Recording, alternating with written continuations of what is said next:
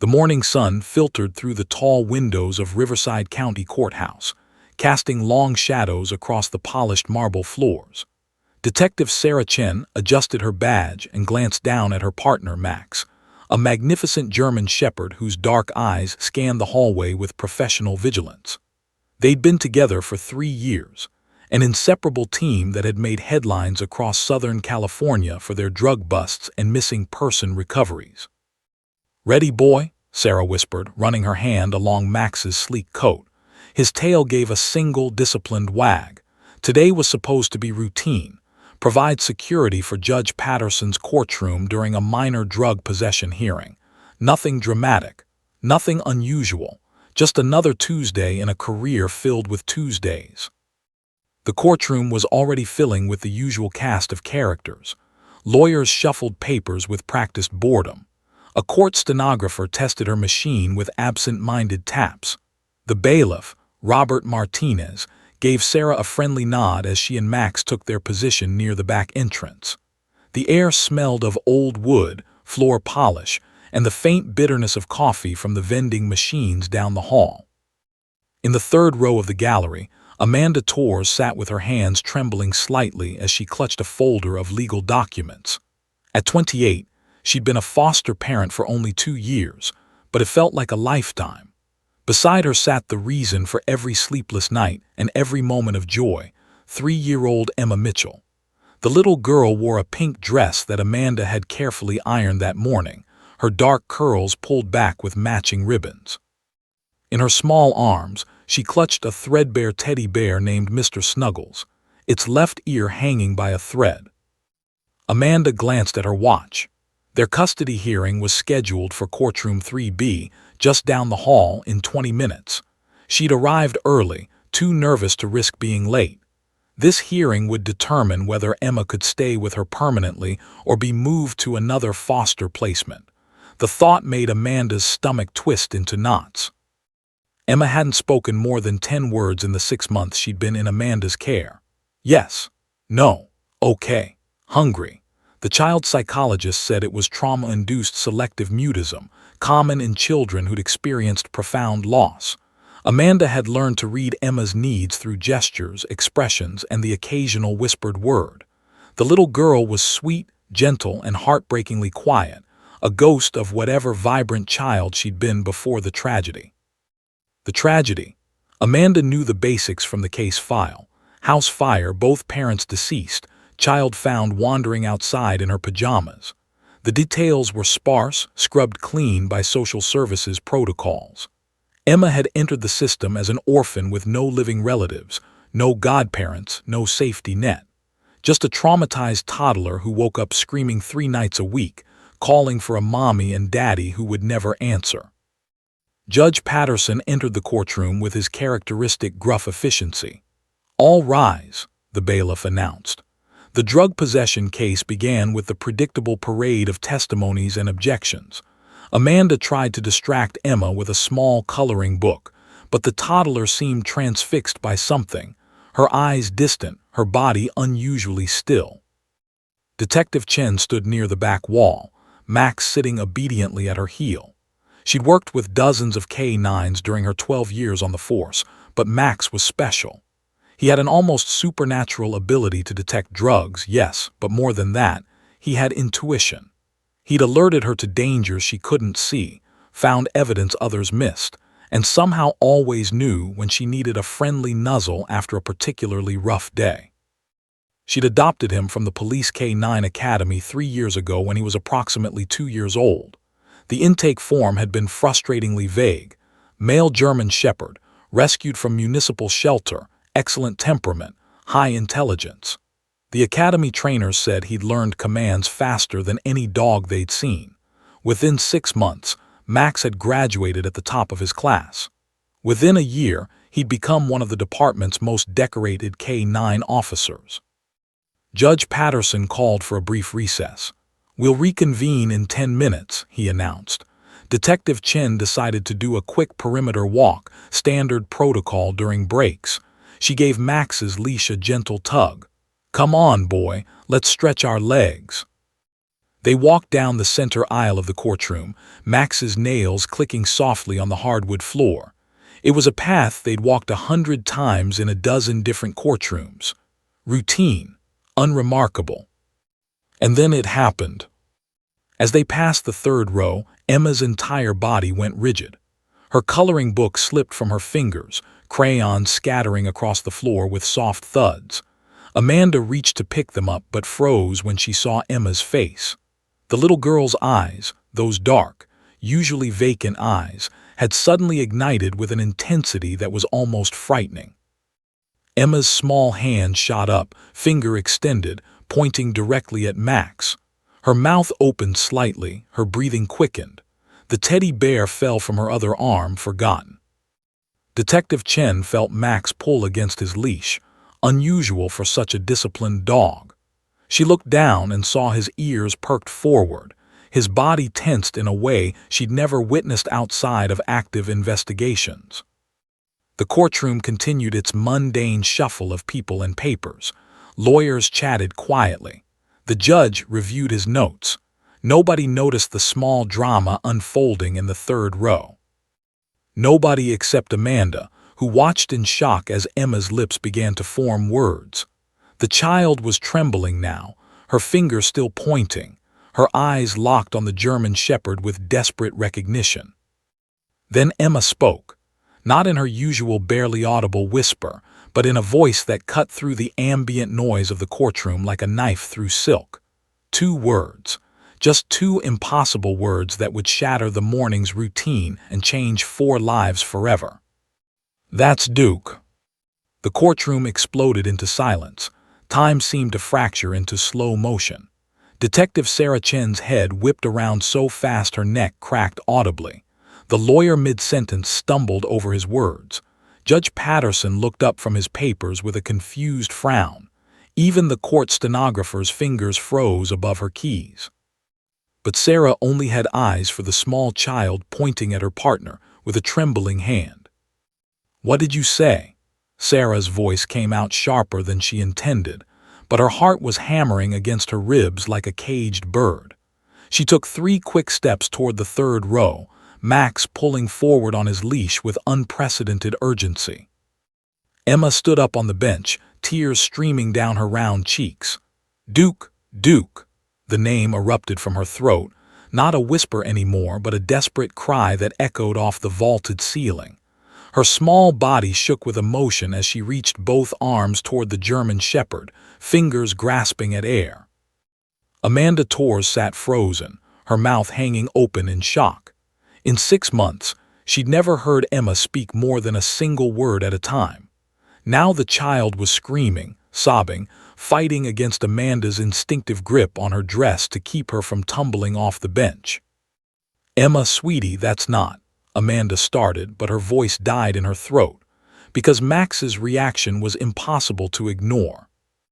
The highly trained police K9, renowned for his discipline and control, was straining against his leash with such force that Sarah had to dig her heels into the floor. His tail wagged in frantic, wild arcs, behavior Sarah had never witnessed in 3 years of partnership. Max whined, a high-pitched, desperate sound that sent chills down her spine. His entire body quivered with what could only be described as recognition. "Order, order in my courtroom." Judge Patterson banged his gavel, but his voice lacked conviction. He too was staring at the unfolding scene with undisguised fascination. Sarah's mind raced through possibilities, each more impossible than the last. Max's name was Max.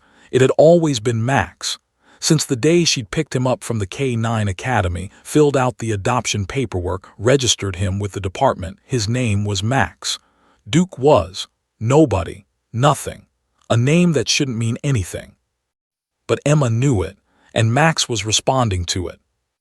"Ma'am, I need you to explain," Sarah said to Amanda, her detective instincts kicking into gear even as her personal world tilted sideways. "How does your daughter know that name?" "She's not my daughter, she's my foster daughter," Amanda stammered, clutching Emma as the child continued to reach for Max. "And I have no idea. She barely speaks. She hasn't said more than a few words since." "Since when?" Sarah pressed, moving closer. Max lunged forward again, and this time Sarah let out more leash. The dog's nose touched Emma's outstretched fingers and something extraordinary happened. Emma's crying stopped instantly. Her small hand buried itself in Max's fur, and the German shepherd pressed his head against her chest, whining softly. The child wrapped her arms around the dog's neck, and a sound emerged from her throat that made every adult in the courtroom catch their breath. A laugh. Pure, joyful, unrestrained. "Oh my God," Amanda whispered, tears now streaming down her own face. "She's laughing, she never laughs." Judge Patterson stood up, his previous irritation replaced by genuine concern and curiosity. "Bailiff Martinez, call for a recess, and someone get child services on the phone. Now." Sarah knelt beside Emma, her hand still gripping Max's leash, though the dog showed no signs of moving away from the child. "Sweetheart," she said gently, "how do you know this dog?" Emma looked up, her face pressed against Max's fur. Her voice came muffled but clear. "Duke came to my room. The fire was loud. Duke pulled me out. He saved me." The words hit Sarah like a physical blow. Fire. Saved. Her mind immediately catalogued everything she knew about Max's history, which suddenly felt like almost nothing. The academy had told her he was a rescue, approximately 2 years old when they got him, found wandering as a stray. They'd said his intelligence and temperament made him perfect for police work. They'd fast-tracked his training. But where had he come from before that? "Bailiff, I need Emma's case file. Right now," Judge Patterson ordered, his usual stern demeanor replaced by something Sarah had never seen in 15 years of courtroom testimony: genuine emotional investment. Robert Martinez was already on his phone, speaking rapidly to someone in the administrative offices. Within 2 minutes, a clerk rushed in with a tablet, fingers flying across the screen. Lisa Ramirez, Emma's caseworker, appeared in the courtroom doorway, summoned by the urgent call. She was a woman in her 40s with kind eyes that had seen too much tragedy. "What's happening? Is Emma all right?" "More than all right," Amanda said, wonder in her voice. "Lisa, she's talking, really talking." Lisa rushed to the bench, pulling up Emma's file on her own tablet. Her eyes scanned the information, and Sarah watched her face transform from confusion to shock to something like horrified understanding. "The fire," Lisa breathed. "Oh God, the fire." "What fire?" Sarah demanded, though dread was already pooling in her stomach. Lisa turned the tablet around, showing a news article dated 18 months prior. The headline read, "Riverside couple dies in house fire, toddler found outside." Below it was a photo of a charred house, firefighters battling flames that reached into the night sky. Emma Mitchell, age 2 at the time, was the sole survivor, Lisa read aloud, her voice shaking. Parents Rebecca and James Mitchell perished in the blaze. The child was found in the front yard, traumatized but physically unharmed. Firefighters reported the child repeatedly mentioned a big dog, but no animal was found at the scene. Sarah's world tilted further. What kind of dog? Lisa scrolled down, pulling up the family's previous veterinary records that had been attached to the case file. Family owned a German shepherd, male, 3 years old at the time of the fire. She paused, her finger hovering over a line of text. Registered name, Duke. The courtroom erupted into chaos. The word hung in the air like smoke from that long-ago fire. Duke. Sarah's knees went weak. She grabbed the bench behind her for support, her other hand still clutching Max's leash. The German shepherd remained pressed against Emma, his tail wagging gently now, his dark eyes soft in a way Sarah had never seen during their entire partnership. "That's impossible," Sarah whispered, but even as the words left her mouth, she knew they weren't true. Because suddenly, with horrifying clarity, the pieces were clicking into place. Judge Patterson descended from his bench, protocol abandoned. He approached the small group gathered around Emma, his usually stern face showing cracks of emotion.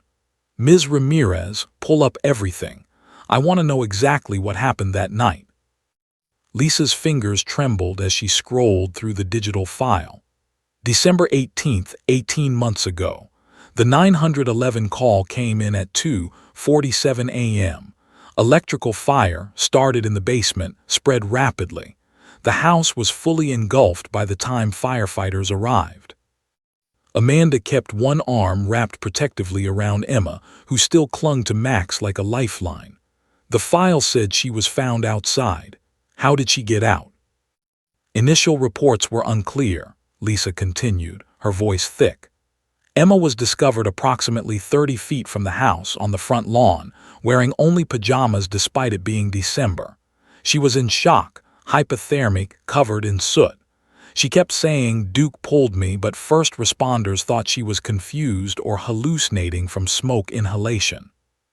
They thought she meant a person named Duke, Sarah realized, her detective mind working through the tragedy. They were looking for an adult victim. Exactly, Lisa confirmed. When no person by that name was found, and Emma couldn't provide more details due to her trauma, it was assumed she was confused. The fire investigators' report mentions a dog bowl and food in the kitchen, and neighbors confirmed the Mitchells owned a German Shepherd, but no animal remains were found in the house rubble. "Because he got out," Amanda breathed. "Duke got Emma out and then he ran." Sarah's mind flashed to the Academy's intake report. Max, Duke, had been found 3 weeks after this fire date. She'd seen the photographs in his file, a bedraggled, thin German Shepherd, limping along Highway 60, miles from any residential area. Animal Control had picked him up after multiple motorist reports of a dog dodging traffic. Where exactly was he found? Judge Patterson asked, reading Sarah's mind. Sarah pulled out her phone with shaking hands, accessing the department database. She found Max's original intake record and her blood ran cold. Highway 60, near the Box Springs Mountain exit. That's, she looked up at Lisa, how far from the Mitchell house? Lisa consulted her tablet. The Mitchell residence was at 4739 Oakwood Drive. That's approximately 7 miles from that highway exit. 7 miles, Amanda repeated softly, looking down at Emma. He ran 7 miles in December, after saving her from a fire. Emma had gone quiet again, her face buried in Max's fur, but her small hand kept stroking his coat rhythmically. The dog leaned into her touch, his eyes half closed in what looked like contentment or relief. "The microchip," Sarah said suddenly, urgency flooding her voice. "When the Academy processed him, they must have scanned for a microchip. It's standard procedure." "Do you have a scanner here?" Judge Patterson asked the bailiff. "The courthouse security has one for police dogs entering the building," Robert Martinez responded. "I'll get it." The 2 minutes it took for Robert to return felt like hours. Sarah stared at Max, at Duke, trying to reconcile the partner she thought she knew with this incredible story of heroism and survival. How had he known to save Emma? How had he survived alone for 3 weeks, wandering highways, scrounging for food, injured and traumatized? And why hadn't anyone connected the dots? Robert returned with a handheld microchip scanner. Sarah knelt beside Max, her hands trembling as she positioned the device near his shoulder blade where chips were typically implanted. Emma watched with wide, trusting eyes. "It's okay, sweetheart," Sarah told her.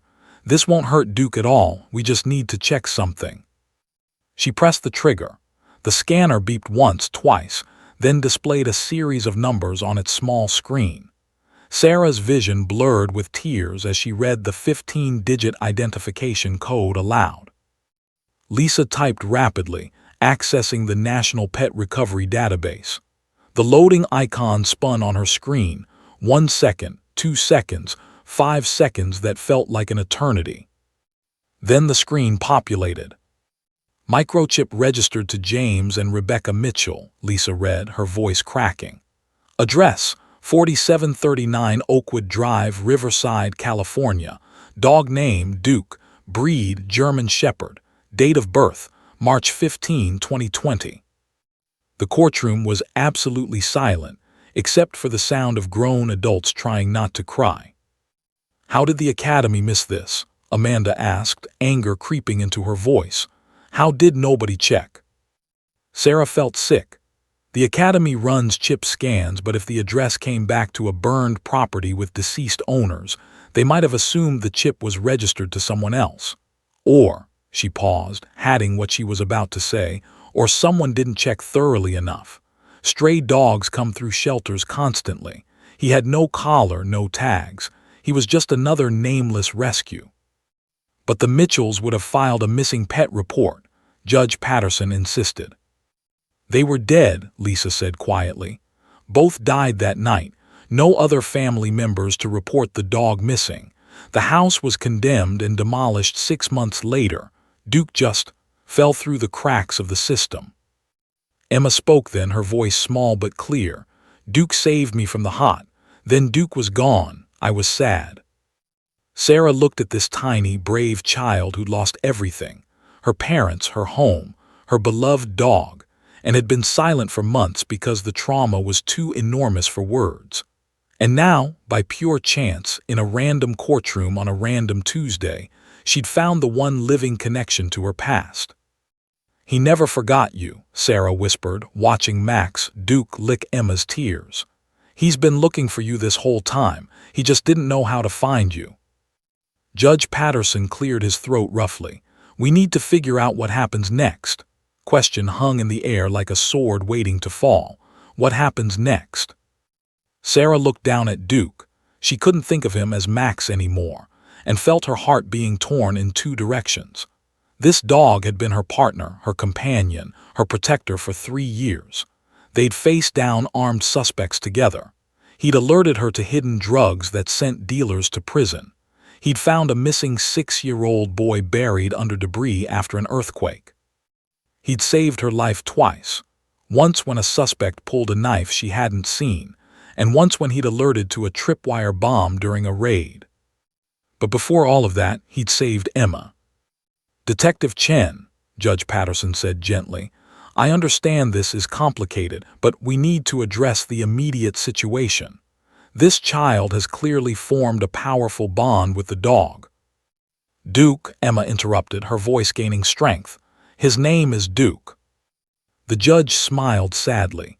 "You're absolutely right, sweetheart. Duke." He turned back to Sarah. "The question is whether separating them now would cause further psychological harm to Emma." Lisa Ramirez was already on her phone, speaking rapidly to someone at Child Protective Services.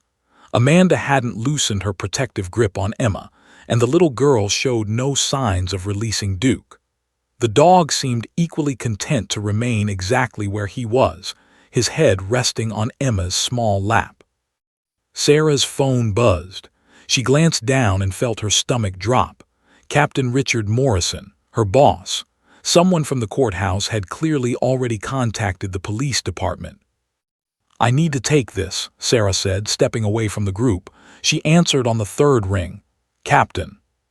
"Chen, what the hell is going on down there?" Morrison's voice was gruff, but not unkind. "I just got a call from Judge Patterson's clerk saying Max is involved in some kind of custody situation." Sarah took a deep breath and explained everything. The fire, Emma, the microchip, the impossible reunion. There was a long silence on the other end of the line. "Jesus Christ," Morrison finally breathed. That's incredible. But Chen, you understand the position this puts us in." "Sir, Max is department property," Morrison continued, his tone becoming more official. "He's a certified K-9 officer worth approximately $50,000 in training costs alone. He's currently assigned to active duty. We have 3 major cases pending that require his participation. The mayor was just bragging about our K-9 unit's success rate at last week's press conference." Sarah closed her eyes. "I know all of that, Captain." "Do you also know that K-9s aren't pets? They're working animals with specific job requirements. We can't just loan him out for playdates because a kid recognized him." It's more than recognition, sir, Sarah argued, her voice rising despite her efforts to remain professional. Duke saved that child's life. He pulled her from a burning building. She's been traumatized and mostly nonverbal for 18 months, and the moment she saw him, she spoke. She's talking, Captain, really talking. I sympathize, I really do, but my hands are tied by department policy, insurance regulations, and liability concerns. Max returns to duty with you. Today. Sarah turned to look back at Emma, who was whispering into Duke's ear, her small face pressed against his fur. The child looked more alive, more present, than she had since Sarah had first noticed her in the courtroom gallery. Captain, what if I told you I'm willing to resign? The words came out before Sarah fully processed them. Another long silence. You can't be serious. This child lost everything. Her parents burned to death. She's been in foster care, barely speaking, barely existing. Duke is the only living connection she has to her family. He's the only reason she survived that night. How can I take that away from her? Chen, you're one of my best detectives. You've been with this department for 12 years. You're up for a promotion next quarter, and you're willing to throw that away for a dog. Sarah felt tears burning behind her eyes. He's not just a dog, Captain, and it's not about me. It's about a little girl who's already lost too much. Back at the bench, Dr. Patricia Morrison, a court-appointed child psychologist, had arrived and was quietly observing Emma's interaction with Duke. Judge Patterson had called her in for an emergency evaluation. After 10 minutes of watching Emma, stroking Duke's fur, telling him about her foster home, showing him Mr. Snuggles, laughing when he licked her face, Dr. Morrison turned to the assembled adults with a grave expression. I need to be very clear about something, she said in a low voice meant only for the adults. This child has experienced profound trauma. The loss of both parents in a violent, sudden way, compounded by the disappearance of her pet, created a psychological wound that hasn't healed. She's been diagnosed with selective mutism, anxiety, and PTSD. What are you saying? Amanda asked, though fear already colored her voice. Dr. Morrison gestured toward Emma, who was now singing a soft, off-key song to Duke. In the 20 minutes I've observed her with this dog, I've witnessed more emotional expression, verbal communication, and signs of healing than I've seen in months of therapy sessions. This animal represents safety, family, and survival to her. He is, quite literally, her lifeline to processing her trauma. But what does that mean legally? Judge Patterson pressed. It means, Dr. Morrison said carefully, that separating them now could cause significant regression, potentially severe psychological damage. Emma's brain has connected this dog with survival, with her parents, with everything she lost. Taking him away would be like experiencing the fire all over again. Sarah felt her phone buzz again. Another message from Captain Morrison. Chen, get back here. We need to discuss this in person. Bring Max. That's an order. She looked at Emma. She looked at Duke. She looked at her badge. Some decisions, she realized, couldn't be made by policy manuals or chain of command. Some decisions required choosing between duty and compassion, between protocol and humanity. And Sarah Chen was about to make the hardest decision of her career. The conference room at Riverside County Courthouse had never held such an unusual gathering. Around the long mahogany table sat Detective Sarah Chen, Captain Morrison, Judge Patterson, Lisa Ramirez, Amanda Torres, Dr. Patricia Morrison, and 2 lawyers from the city attorney's office. Through the glass window of an adjacent playroom, they could all see Emma sitting on the floor, Duke's head resting in her lap while she read him a picture book. Captain Morrison cleared his throat, his weathered face showing the strain of the situation. Let me be clear about the department's position. Max, Duke, whatever we're calling him, is a valuable asset. He's located over $2 million in drug seizures. He's found 4 missing persons. He's been involved in 17 arrests. We can't just retire him because of an emotional situation. An emotional situation. Amanda's voice cracked with barely contained fury. That's a traumatized child who just found her family's dog, the dog that saved her life.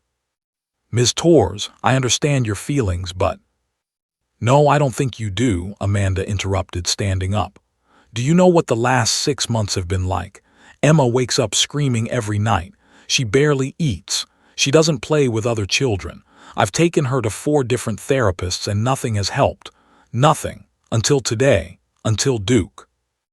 Lisa Ramirez placed a calming hand on Amanda's arm, guiding her back to her seat. Captain Morrison, I've been a caseworker for 16 years. I've seen hundreds of traumatized children. What I witnessed in that courtroom was extraordinary.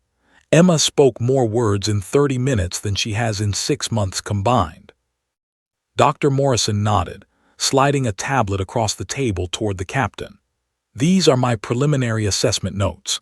Emma's attachment to Duke isn't simply emotional, it's neurological. Her brain has categorized this animal as a primary survival resource. The cortisol levels in trauma victims decrease dramatically when reunited with attachment figures. Duke represents safety, family, and survival to Emma's developing brain. So what are you suggesting? Captain Morrison asked, his tone softening slightly. That we just hand over a trained police K-9 to a foster family. Actually, Sarah spoke for the first time since the meeting began. I have a proposal. All eyes turned to her.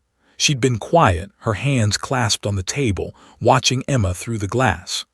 Duke had rolled onto his back, letting the little girl rub his belly while she giggled, a sound that made Sarah's heart ache. I'm listening, Captain Morrison said. Sarah took a deep breath. What if we share him? Confused silence filled the room. Explain, Judge Patterson prompted. Duke is certified as a working K-9.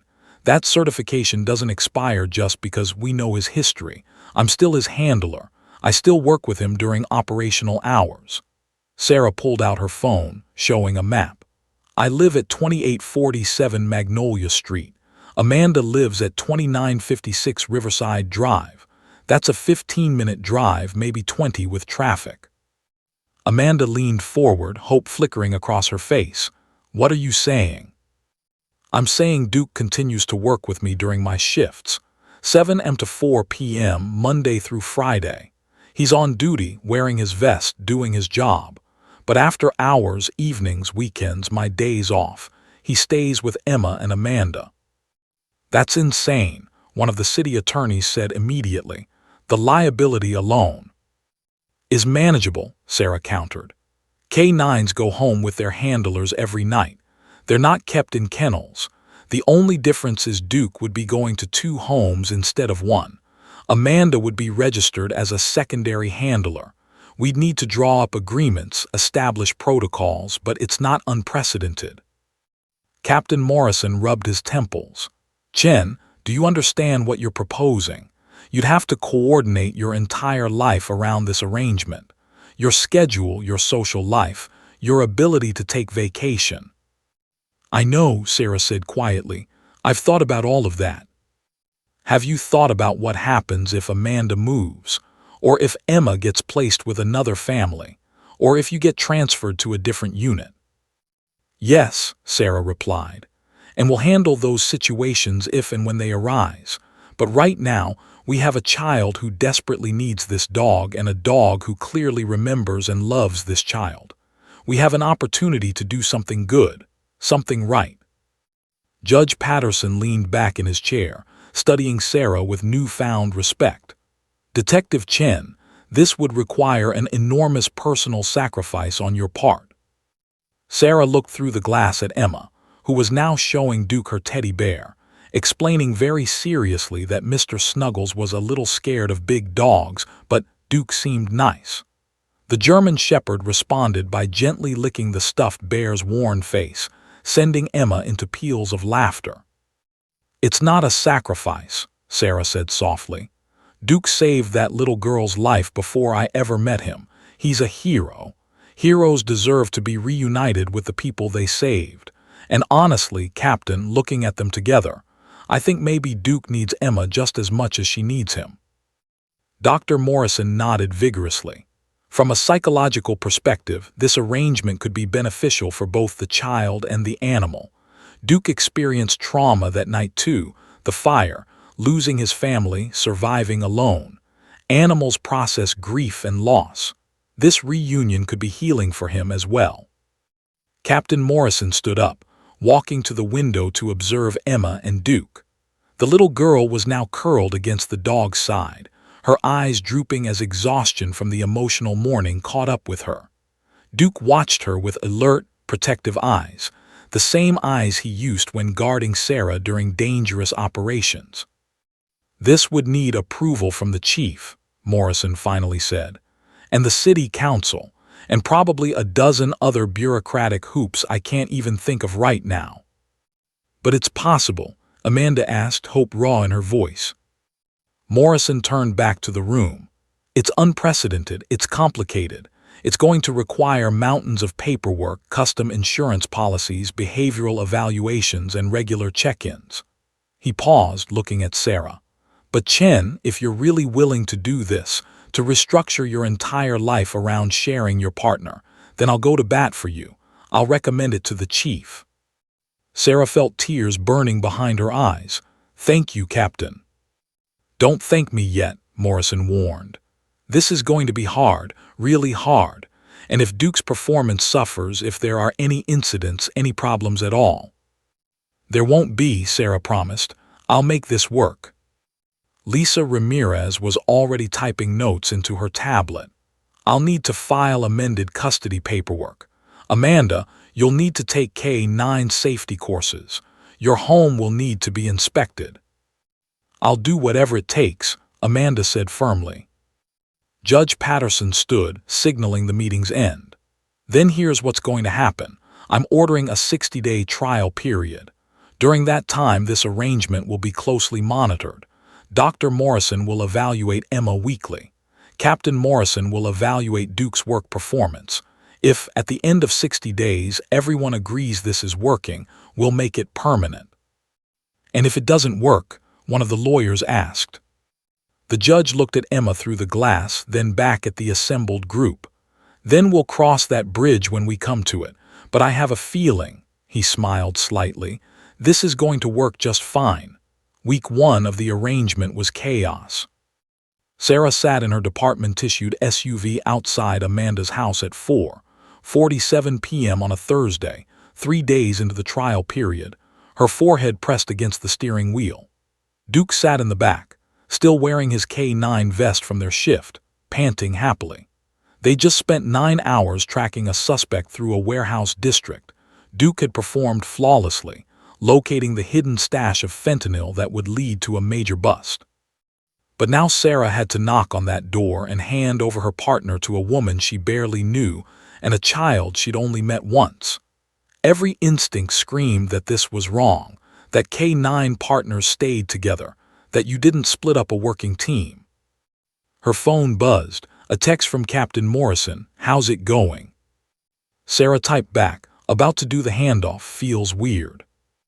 Give it time, check in tomorrow." Sarah took a deep breath, got out of the vehicle, and opened the back door. Duke jumped down, tail wagging, and immediately oriented toward Amanda's front door. He remembered. Of course he remembered. Before Sarah could even knock, the door flew open. Emma stood there in purple overalls, her face lighting up like a sunrise. "Duke!" she shrieked, and the German shepherd surged forward, nearly pulling Sarah off her feet. Amanda appeared behind Emma, laughing. "Sorry, she's been watching for you out the window for an hour." She grabbed Duke's leash from Sarah.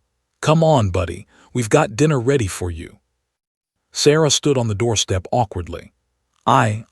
His food is measured out 2 cups twice daily, and he needs to run for at least 30 minutes, and he shouldn't have any table scraps because—" "Detective Chen," Amanda said gently, "I got the care packet you emailed. All 17 pages of it. We'll take good care of him." "Right, of course." Sarah watched Emma bury her face in Duke's fur, whispering secrets. "I'll pick him up tomorrow morning at 6:30. He needs to be ready." "Fed bathroom break completed, vest on, I know," Amanda smiled. Go home, get some rest. Duke will be fine. Sarah walked back to her SUV, and for the first time in 3 years she drove home alone.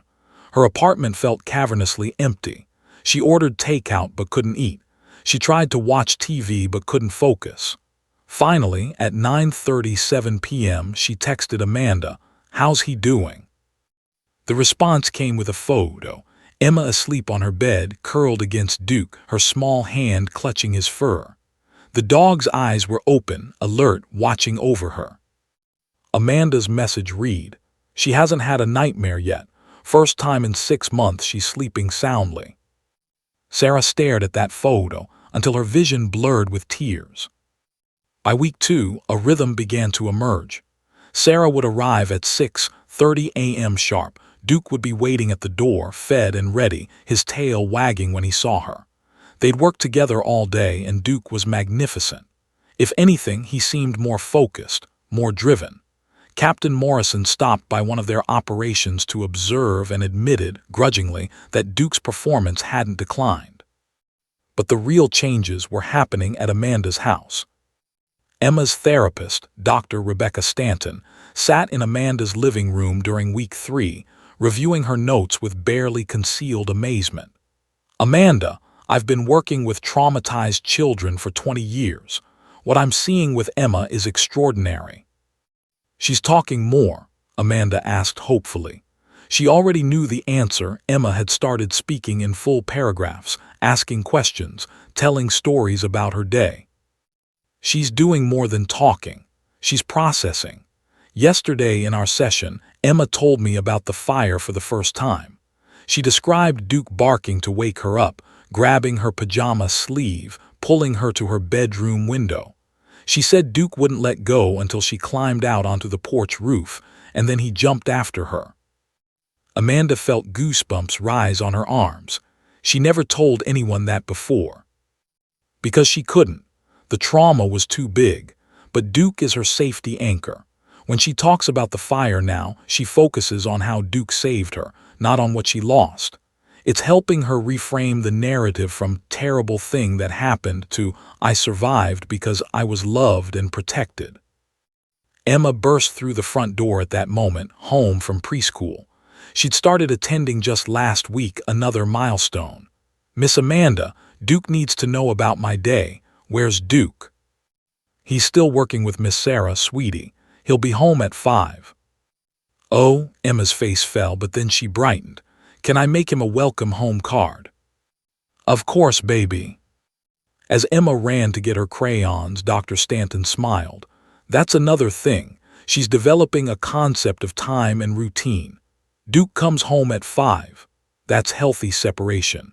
She's not panicking when he's gone because she trusts he'll return. That's huge for a child with her abandonment trauma." Week 4 brought the first real test. Sarah had to testify in court for a drug case, and her shift ran until 7 p.m. She texted Amanda apologetically, "Going to be late. Is that okay?" Amanda responded immediately, "No problem. Emma and I will take Duke to the park." But when 7 p.m. came and went, Emma started to worry. "Where's Miss Sarah? Duke always goes home to her." Amanda knelt down, choosing her words carefully. "Miss Sarah is at work helping keep people safe. Duke helps her do that important job, remember. She'll come when she can." But what if something happened? What if there was another fire? Amanda's heart clenched. This was the fear beneath everything, that people Emma loved would disappear without warning. "Honey, Miss Sarah is okay. She's just running late." When grown-ups are late, it usually just means they're busy, not that something bad happened. Emma nodded uncertainly, curling up on the couch with Duke. The dog seemed to sense her anxiety, resting his head on her lap. When Sarah finally arrived at 8:15 p.m., exhausted and apologetic, she found Emma sitting by the window with Duke. The little girl ran to the door. "Miss Sarah, you're okay." "Of course I'm okay, sweetheart. I'm sorry I'm late." "It's okay. Duke kept me safe while I waited." Emma hugged Sarah's legs. "You keep people safe with Duke in the daytime. Duke keeps me safe at nighttime. We're a team." Sarah looked at Amanda over Emma's head, and something passed between them. An understanding, a partnership that was becoming friendship. "Yeah, kiddo," Sarah said, ruffling Emma's hair. "We're a team." By week 6, Sarah couldn't imagine life any other way. She'd started staying for dinner sometimes, watching Emma show Duke her drawings or teach him new tricks that he already knew but performed patiently anyway. She'd been there the morning Emma got on the school bus without crying. She'd been there the night Emma asked Amanda, "Can I call you Mom?" The 60-day evaluation arrived faster than anyone expected. They gathered again in Judge Patterson's chambers, smaller group this time, less formal. Dr. Morrison presented her findings. Emma's PTSD symptoms had decreased by 70%. Her selective mutism was completely resolved. She was thriving. Captain Morrison's report was equally positive.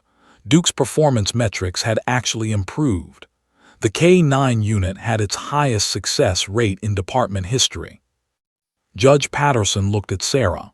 "Detective Chen, has this been as difficult as you expected?" Sarah glanced at Amanda, then at the photo on the judge's desk, Emma and Duke at the park, both grinning. "It's been different than I expected, Your Honor. Not easier, not harder, just right." "Then I see no reason not to make this arrangement permanent," Judge Patterson declared, signing the order. "Congratulations. You've created something rather extraordinary here." As they left the courthouse, Emma ran up and grabbed both Sarah's and Amanda's hands. Duke walked beside them, tail wagging, head held high. "We're really a family now?" Emma asked. Sarah squeezed her small hand. "Yeah, sweetheart, we really are." 6 months after the courtroom encounter, Sarah's alarm went off at 5:45 a.m. on a Saturday. She groaned, reaching over to silence it, momentarily confused about why she'd set it for her day off. Then she remembered today was special. She drove to Amanda's house through the pre-dawn darkness, arriving to find lights already blazing in the kitchen.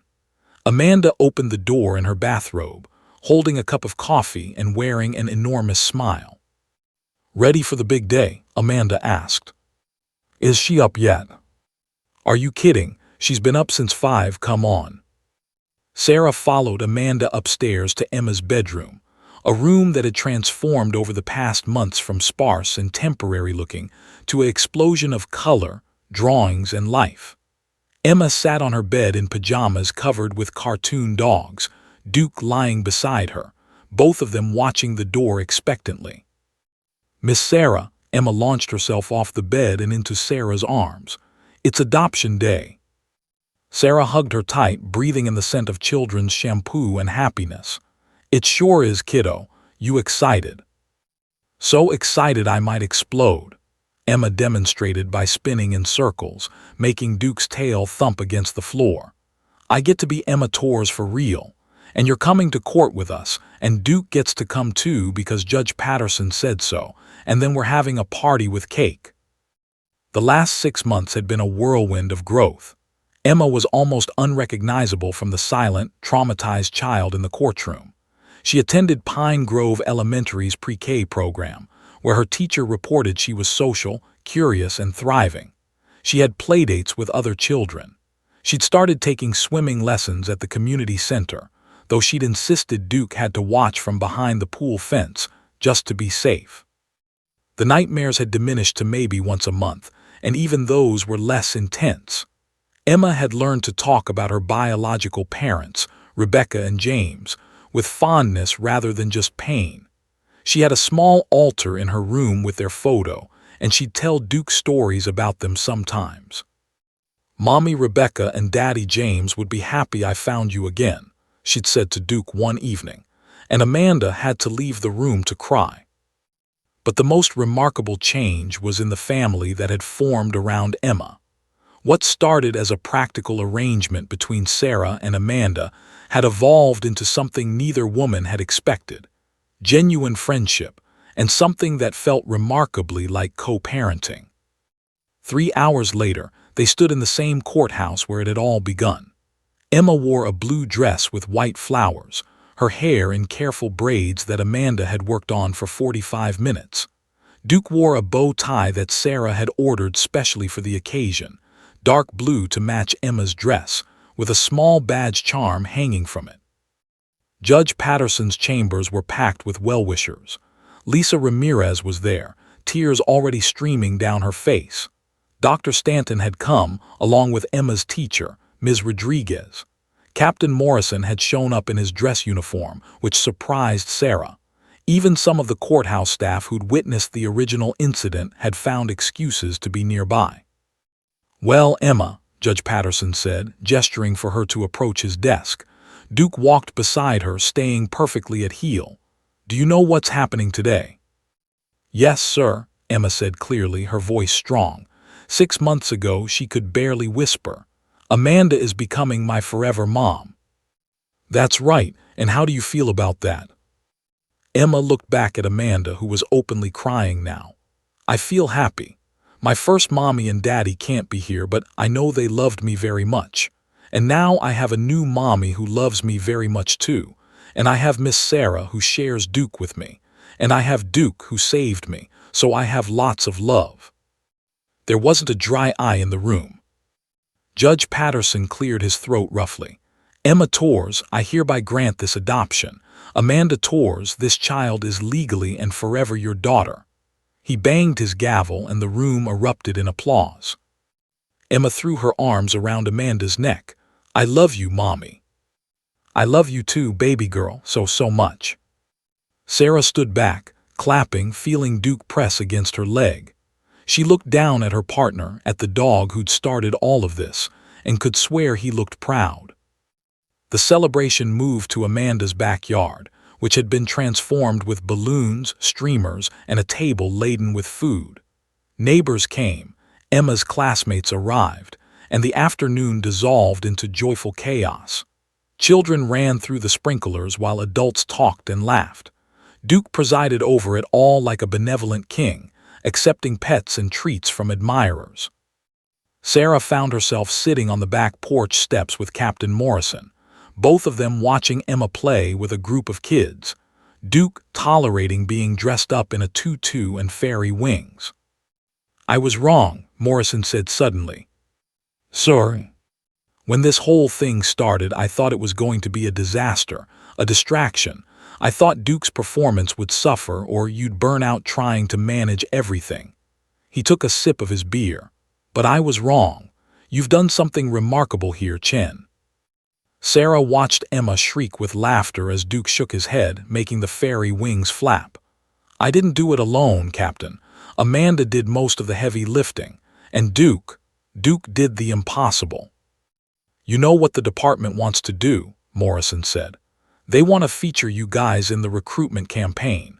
The tagline would be something like K9 units, saving lives on duty and off." "Absolutely not," Sarah said immediately. "Emma's been through enough. I'm not making her a poster child."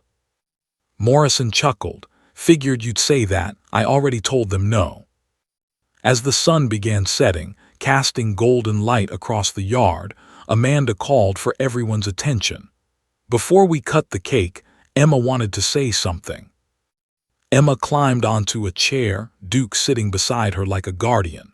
She held a piece of paper with careful crayon writing, and Sarah recognized it as something Emma had been working on all week with Amanda's help.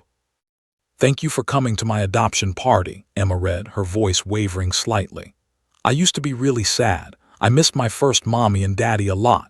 But then I found Duke again and he helped me be brave. And then I got a new mommy who makes me pancakes and reads me stories. And Miss Sarah, who teaches Duke to be a hero and lets me share him. My family is different now, but it's still full of love. And Duke says thank you for all the treats." The last line broke the tension, and everyone laughed through their tears. Later, after most guests had left and Emma was fighting sleep on the couch, Sarah helped Amanda clean up. They worked in comfortable silence, loading the dishwasher, bagging trash, wiping down counters. "Sarah," Amanda said finally, "I never properly thanked you." "For what?" "For choosing her, for choosing us." Amanda's voice cracked. "You could have kept Duke. You had every right to, but you shared him, and in doing that you gave Emma her life back. Sarah looked through the window at Emma, now fully asleep with Duke curled protectively around her. I think Duke knew all along who he really belonged to. I was just borrowing him for a while. You're part of this family now, you know, Amanda said softly. Not just because of Duke, because of you. Sarah felt something warm settle in her chest, a feeling she hadn't experienced in years. Belonging. Yeah, she whispered. I know. 1 year after the courtroom encounter, on a crisp autumn morning, 3 women and a German shepherd stood before 2 marble headstones at Riverside Memorial Cemetery. Emma, now 4 years old and radiating confidence, held a bouquet of sunflowers, Rebecca Mitchell's favorite. She knelt carefully, placing half the flowers on each grave, her small fingers tracing the engraved names of her biological parents. Hi, Mommy Rebecca. Hi, Daddy James, Emma spoke clearly, her voice steady. I brought Duke to visit like I promised. He's doing really good. He's a police dog who catches bad guys with Miss Sarah, but he still remembers you. We both do. Amanda stood a few feet back, giving Emma space, one hand covering her mouth as tears streamed silently down her face. Sarah stood beside her, Duke's leash loose in her hand. The dog sat at attention, his eyes fixed on Emma, as if understanding the solemnity of the moment. I have a new mommy now, Emma continued, glancing back at Amanda with pure love. Mommy Amanda. She's really nice and makes the best grilled cheese. And Miss Sarah is like an auntie, I think. She teaches Duke to be brave, and sometimes she reads me bedtime stories when Mommy Amanda is tired. Sarah felt tears burning her own eyes. Over the past year, she'd become far more than just Duke's handler sharing custody.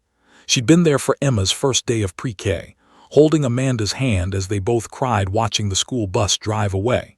She'd been there for the stomach flu incident at 2 a.m. when Amanda called, panicked, and Sarah had arrived with Pedialyte and reassurance.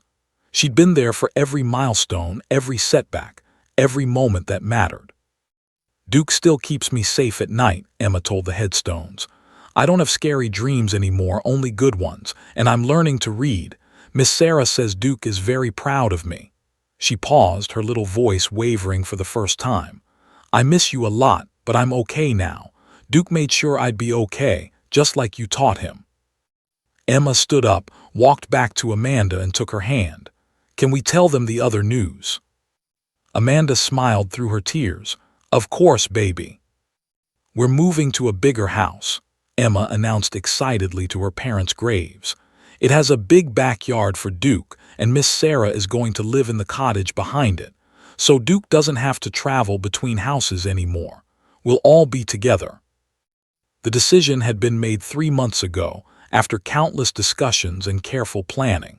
Amanda had found a property with a main house and a guest cottage, perfect for their unconventional family arrangement. Sarah would maintain her independence, but be close enough that Duke could move freely between both homes. Emma was ecstatic about the plan. I think your mommy and daddy would be happy about that, Sarah said, kneeling beside Emma. They wanted you to be loved and safe, and you are. Because Duke saved me, Emma said matter-of-factly, and then Duke saved all of us. She wasn't wrong. The story of Emma and Duke's reunion had gone viral 6 months earlier when a courthouse employee had shared it on social media with Amanda's permission. News outlets worldwide had covered the Miracle K9 reunion. Good Morning America had featured them. People magazine had done a spread. The story resonated deeply. Love, loss, survival, and the unbreakable bond between a child and her dog. But more importantly, the publicity had created real change. Police departments across the country had implemented mandatory microchip scanning protocols for all rescue animals entering K9 programs. 3 other dogs had been reunited with their original families because of it. The Emma and Duke Foundation had been established to help connect lost pets with families affected by disasters. Captain Morrison had been right about one thing. Duke's performance hadn't just maintained, it had improved. The German Shepherd had become the highest-rated K9 in department history. But more than that, Duke had become a symbol of hope, appearing at schools and community events with Sarah and Emma, teaching children about safety and resilience. As they walked back toward the car, Emma skipping ahead with Duke, Amanda touched Sarah's arm. "I never imagined this," Amanda said softly. "A year ago, I was just trying to help one traumatized little girl. Now I have a daughter, a best friend, an extended family, and a purpose I never knew I needed." Sarah smiled, watching Emma throw a stick for Duke to fetch between the gravestones. "Funny how life works out. A year ago, I thought Duke was mine. Turns out he was always Emma's. I was just keeping him safe until they could find each other again." "You gave her more than Duke back," Amanda insisted. "You gave her stability, security. You showed her that people don't always leave." "We did that together," Sarah corrected. "You, me, Duke, we're a team." "Emma calls us her forever family," Amanda said, her voice thick with emotion. "Yesterday she drew a picture at school. The assignment was draw your family. She drew me, you, Duke, and herself, all holding hands.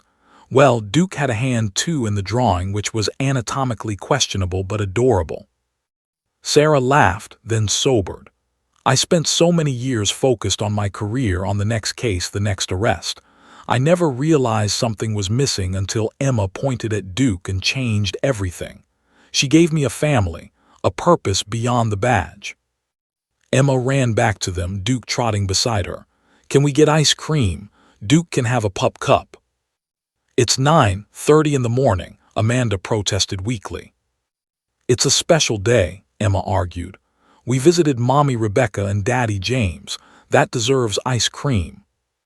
Sarah and Amanda exchanged glances, both fighting smiles. "You know what? The kid has a point," Sarah said. As they drove to the ice cream parlor, Emma chattering nonstop in the backseat with Duke's head resting on her lap, Sarah caught Amanda's eye in the rearview mirror. No words were needed. They both understood the miracle they were living. Tragedy had brought them together. A toddler's recognition had forged their bond. But love, complicated, unconventional, fierce, and real, had made them family. In the backseat, Emma leaned against Duke and whispered, "Thank you for finding me again.